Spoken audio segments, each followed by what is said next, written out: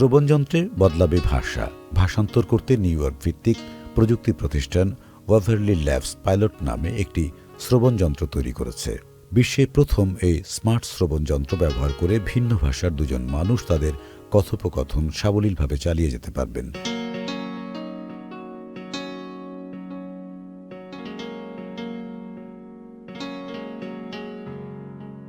সঠিকভাবে ভাষান্তর করতে এ যন্ত্রে একটি স্মার্টফোন অ্যাপ অন্যের ভাষা ভাষান্তর করে ওই শ্রবণযন্ত্রের মাধ্যমে শব্দ আকারে কথোপকথনকারীদের কাছে পাঠায়। প্রথম সংস্করণে অবশ্য এটিতে বিশ্বের সব ভাষাতে ভাষান্তরের ব্যবস্থা থাকছে না।